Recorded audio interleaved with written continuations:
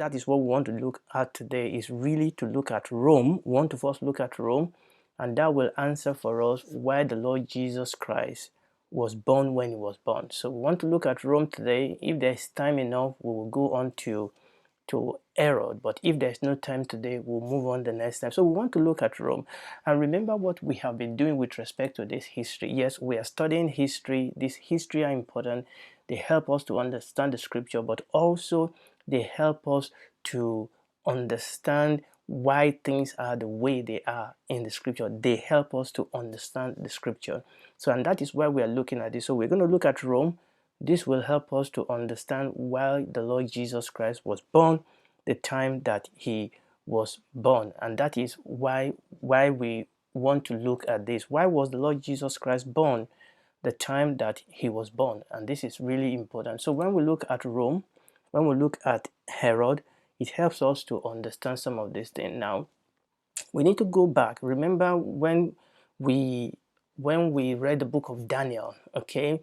Remember when God gave the dream to Nebuchadnezzar. God gave Nebuchadnezzar series of world power that will rule the world, and Rome succeeded in conquering the then known world by the time the New Testament started. That is the picture we have looked at in the past, and that was the dream that God gave Nebuchadnezzar. And now we are here, and that is where we are at the moment in the history of the Bible, essentially. So at that point in the New Testament, Rome has conquered the then known world, and now we want to look at Rome. Now, the way Rome governed is very, very, very important. When Rome governed a territory, the territory will allow a great deal of they will allow a great deal of independence, provided they pay their tax, provided they don't give Rome any headache, provided they obey Roman law, and they are not rebel, they are not threat to peace of Rome. Rome is happy to allow people to rule themselves, and that was Rome. Rome was powerful, but Rome allowed people to self-rule as long as they don't have any problem. So the conquered territory in Roman Empire were divided therefore into two provinces. So there were two basic provinces in the Roman Empire. Number one is what we call the Senatorial Prophecies. These are provinces, these are conquered territory that were peaceful, that were not rebellious, that obey Roman rule, that doesn't give Rome any problem, that give their tasks. And here Rome allowed them to basically rule over themselves. So Rome will appoint as like a proconsul, they call it a proconsul. So Rome will appoint a leader to rule over this area, and these tend to be people from the local territory. They tend to be local people that Rome will appoint. Now, they still have to be appointed by Senate from Rome, but these are senatorial prophecies. They were appointed annually by Rome to rule over this area. These are territory that are peaceful. Now, so annually, they may allow somebody to continue, or they may just also appoint somebody else. Obviously, people jostle around for this type of post with Rome. But those are the senatorial provinces. But there is another type of province called the Imperial Provinces. These were provinces where Rome has to station strong army. They needed to station strong army in this type of territory to keep the peace, to keep the populace in line, to keep them in check. And oftentimes these areas were ruled by what they call the procurators. These are essentially governors that were elected by the emperor himself, and they tend to be Roman governor. They tend to be Roman ruler, because these imperial promises, they are usually troublesome. They needed strong hand to keep peace in that area, and essentially there will be armies of Rome that are stationed in those areas to keep peace in those areas. Now, the reason I've mentioned these two areas to you is because when you look at the time of the Lord Jesus Christ, you remember there was Pontius Pilate. Pontius Pilate was actually a procurator. He was a Roman governor that was stationed in Judea. Now we're going to come to Judea in a second, but I just want you to know that Judea was an imperial province, because towards the middle, in fact, towards the middle of the gospel and towards the end of the gospel, you will see that Israel was already divided into 4 sections. And 3 of those sections were senatorial provinces. 3 of those sections were ruled by local people, or by ruled by the family of Herod. But one of those provinces, Judea, the area of Judea, was actually ruled by Rome themselves. That is where they stationed the governor. That is where Pontius Pilate is. And that means in Judea, there was a strong presence of Roman soldiers. Roman garrison were in Judea. That's just because Judea was a trouble spot. This is where all the people that want to overthrow Rome and push them out, this is where they were stationed. So Judea was an imperial provinces which were ruled by a Roman governor, and within which were stationed, galleries, were stationed armies of Rome to keep peace in that area. Now, it is very, very important for you to understand that, because when you read the scripture, you will realize that in the story of the gospel, there were very, very little recorded about the Lord Jesus' contact with Roman rulers or soldiers until the Passion Week. Okay, in fact, when we read the scripture, you will see that maybe the only time, or once or twice, we read about Roman army or Roman soldiers during the ministry of the Lord Jesus Christ is when that centurion sent message or came to the Lord Jesus to come and heal his servant. And when you look into the story of the Lord Jesus Christ, you will see that he didn't have that many contact with Roman soldiers and Roman army. And that is because the majority of the detail of the ministry of the Lord Jesus Christ that was mentioned in the Synoptic Gospel occurred in Galilee. And this is very, very important, that the majority of the story of our Lord Jesus Christ that you will read in Matthew, Mark, and Luke, those are the Synoptic Gospel. Majority of the story you will read in those 3 Gospels actually happened in Galilee. And Galilee was being ruled by the family of Herod. Galilee was a senatorial province. So in those area was a senatorial province, I should say, a senatorial province. And in that area, you didn't have, Roman army stationed there.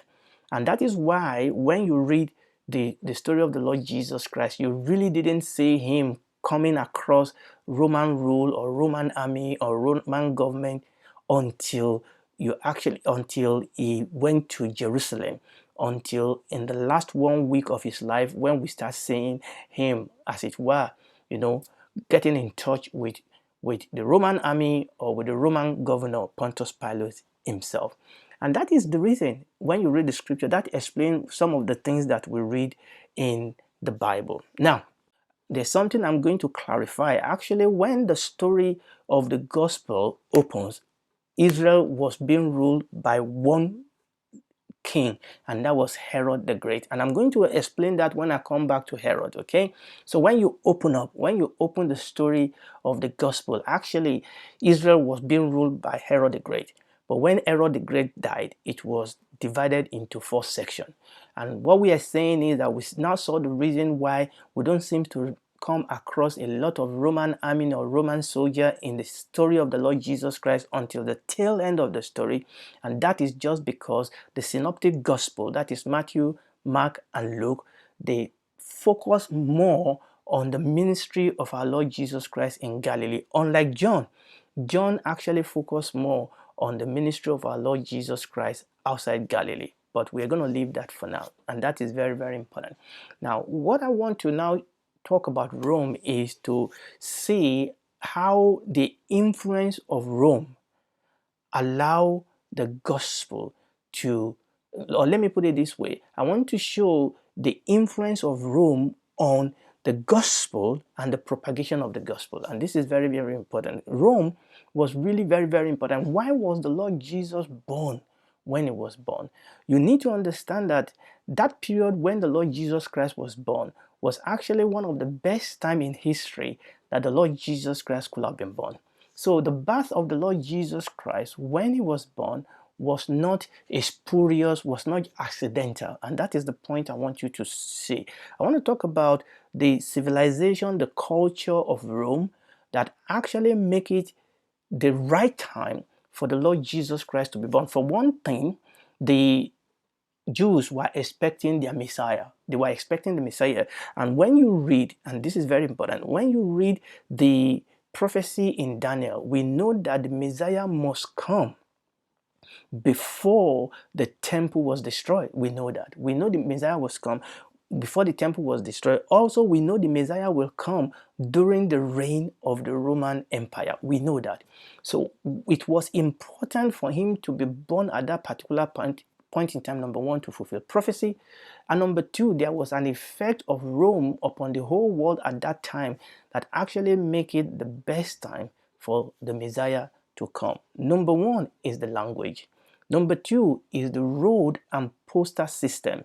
And number three is what is called Pars Romanos. That is 200 years of peace that Rome brought into the land. So I'm going to look at these three things that actually make it a good environment for the Lord Jesus Christ to be born and for the gospel to be propagated. Number one is the language. The language at the beginning of the Christian era, or the language during the period of the gospel. Most people in the first century will speak more than one language, okay? Many of them will speak many languages. There are four major languages in the time of in the first century, or in the time of our Lord Jesus Christ when the gospel was written. Greek was the most common language that was spoken and read throughout the Roman Empire. Even though the language of Rome is Latin, which is the second language, and that was used mainly in the Western Empire, actually throughout the Roman Empire, Greek was the most common language that was being spoken, which is why the New Testament was written in Greek. So Greek was the most common. So there was one language, and that makes it very easy for the gospel to be preached quickly across Roman Empire, because people speak the same language, even though they have their own local dialect. But most people across Roman Empire will speak Greek, so that when Paul and Barnabas, or later Paul and Silas, when they move on to different country or different city in the Roman Empire, it was easy for them to preach the gospel. And also this explains the reason why the New Testament was originally written in Greek. So we have Greek, we have Latin, but most people will also speak Aramaic, and that was the everyday commercial language of Palestine. I remember Aramaic was the language of Babylonian and the Assyrian. That was Aramaic. But most people will also speak Aramaic, and people will also speak Hebrew. Hebrew was only spoken by Orthodox Jews and is used in reading of Torah. So those are the four languages that was being spoken at the beginning of the Christian era during the time of the gospel. And the reason I'm saying that is that makes it easy for the gospel to be spread. The Lord Jesus told his disciples, he said, "Go ye into all nations and preach the gospel, from Jerusalem to Judea to Samaria and unto the uttermost part of the earth." And that was very easy for them. Well, let's not say very easy. That was easy for them to do because there was one language. Unlike today, when some people are doing some great work of taking the gospel into villages and cities and areas where they've not heard the gospel before. The challenge they face oftentimes is that most of these languages don't even have, they are not written, they don't have any written form of their languages. And when people go in there, before they can give them the scripture, they have to learn their own language first. They have to learn the local languages first. And then they also have to develop a system of writing that language down before they can then give them the gospel. But that was not the case in the Roman Empire, because everybody spoke Greek, and Greek was already a spoken and a written language, so it was easy for people to get the gospel across the Roman Empire. And we said there were other languages that were also used. Latin used mainly in Western Empire, Aramaic used in everyday commercial language in Palestine, and Hebrew was spoken by the Orthodox Jews and is used in reading the Torah. So that was one of the very good effect of Rome that made it easy during the early days of Christianity. What about transportation? It is one thing for the language to be spoken of, but one of the effect of Rome was also that Rome built a system of road. Not only that they built a system of road, they also provided protection. The armies of Rome also provide protection, and this army, they patrol this road very, very frequently. And this contributed greatly to the measure of ease and safety by which travelers were able to go from one point to the other and to move across Roman Empire. Remember the story of the Good Samaritans that was traveling and bandits took him and injured him. That was a real problem in those days. You remember also when Nehemiah was got the permission to go and build the wall in Jerusalem. You remember he said he couldn't ask the king for protection because we've told the king, the hand of our God are upon us. Traveling in those days was slow, and traveling in those days were dangerous. But one of the advantage during the Roman Empire, the rule of Rome, was that number one, they built good system of road, and some of those roads are still surviving up till today. They built good system of road that connect one point of the Roman Empire to another point of Roman Empire, and upon that they also provide protection so that people were able to move with ease from one point of the Roman Empire to another point of the Roman Empire. And this made it very, very easy, okay, for the gospel of the Lord Jesus Christ in the first century to be spread across the Roman Empire. And the third thing is what I mentioned earlier, what is commonly referred to as Pax Romana. That is the 200 years of peace of Rome. Peace of Rome. Now, this is very important because if there's no peace, okay, the gospel cannot be established and the gospel cannot be propagated. We were able to read all the story of the Lord Jesus Christ because during that 200 years, there was relative peace across the Roman Empire. Okay, so this was a 200 years when there were unprecedented peace and economic prosperity throughout the empire. And that again, I mean, if there's a road, okay, and there's no peace, how can people take, the gospel across the nation? So this period was really, really very, very important. So number one, there was the language. Number two, there was the road and postal system. And you remember Paul oftentimes, when he wrote his letters, he would send it through the hand of people. A whole lot of what we read today in the New Testament, they were letters. They were letters that were written and sent by the hand of people to deliver to the churches here, the churches there. That was possible, number one, because there was a common language. Number two, because there was a good transport system and postal system that allowed these messages to be transported, and also there were protection by Roman army that make it safe for such a journey to be made.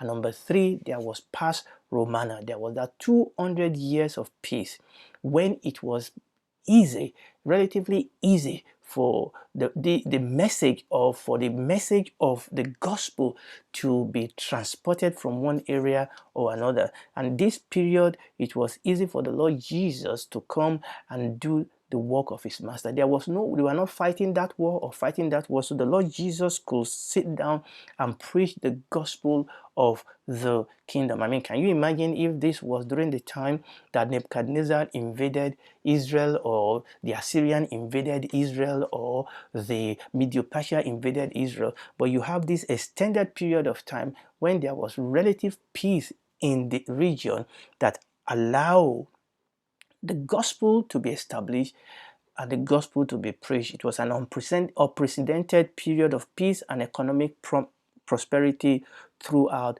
the whole empire. Now, what we are going to do now is to talk about Herod. Matthew chapter 2, verses 1 to 3. Now, when Jesus was born in Bethlehem of Judea, in the days of Herod the king, behold, there came wise men from the east, to Jerusalem, saying, Where is he that is born King of the Jews? For we have seen his stars in the east, and are come to worship him. When Herod the king had heard this thing, he was troubled, and all Jerusalem with him. We are going to come back and look at that a little bit closer. Why was Herod troubled? But what I want you to see over there is the fact that when the Lord Jesus Christ was born, there was only one king over Israel, and that was Herod. He was called, and he was called Herod the Great. Herod the Great. But compare this to Luke chapter 3, verse 1. Now in the 15th year of the reign of Tiberius Caesar, Pontius Pilate being governor of Judea, Herod being tetrarch of Galilee, his brother Philip tetrarch of Iturea, and of the region of Trachonitis, and Lysanias the tetrarch of Abilene. Now, that is still talking about the same area, but suddenly we see that the area has been divided here into four. One portion, that is Judea, being ruled himself by Pontius Pilate, and this was during the 15-year reign of Tiberius Caesar. And we're going to when we come back next time, by the grace of God, we're going to look a little bit more into this detail. But we now saw that Pilate was governor over Judea, but the other three areas were being ruled by the family of Herod the Great. So what I want us to see is that when the Lord Jesus Christ was born, what we saw there was Herod the Great being the single ruler over the region, over Israel. Actually, his name in Latin was Herodes Magnus. Herodes Magnus, which has come to be translated Herod the Great. Now, we are going to talk about Herod the Great because Herod the Great is very, very important to the gospel. You remember again what he tried to do when the Lord Jesus Christ was born. And we want to see, why did he do that? What did he try to do? Why did he do that? And what impact does it have on the gospel as we know it? I cannot go into that now because I won't have enough time to go through it. So next time, by the grace of God, we are going to talk about Herod the Great. And remember, the reason why we are saying all these things is because of the Bible. Because this story helps us to understand the Bible. This story helps us to understand the revelation of the scripture, because those things that we read in the scripture, they did not happen in a vacuum. Okay, they happen within other events that were happening in the world, and this event colored and affect the gospel affecting these events, the event affecting the gospel, and we will not understand the full gospel if we don't understand this event. Now, one of the things that we see here, that God is a God of planning. Okay, God actually planned it for the Lord Jesus Christ to be born when he was born. He has already given prophecy. He has already given revelation of the fact that his son was going to be born. And when his son was going to be born, he made sure that the environment, that the system was ready for the Son of God to be born, to be able to fulfill the scripture and to be able to fulfill the counsel of God with respect to coming to die for our salvation, for him to come as the Messiah. So it was the right time for the Messiah to come. I mean, many Israelites don't even believe in their Messiah. Some of them are still waiting for their Messiah. But that was the right time for the Messiah to be born, and for the Messiah to fulfill his mission of living, teaching, preaching, dying, being buried, resurrection, and ascending into heaven. That environment was the right environment for all those things to be fulfilled. And I want you to know that in your life, the Bible says that God is not taken by accident. Okay, God knows the very hairs upon our head, the Bible says, are numbered. God knows you by name, and he has made a way of salvation for you and I in the person of the Lord Jesus Christ. The question is, are you and I going to accept that which God has provided for us for our salvation? This world is a sinking ship, and the name of Jesus is the only rescue boat that can deliver us from this sinking ship. But it is left to you and I to believe and to receive the provision of God, come to him and confess our sin, confess our rebellion, and receive out of his hand salvation. And the Bible says that for God so loved the world that he gave his only begotten Son, that whosoever believe in him will not perish but have everlasting life. If you ask him for life, he will give it to you. If you ask him for salvation, he will give it to you. Do it today. Tomorrow may be too late. Father, we thank you for your word.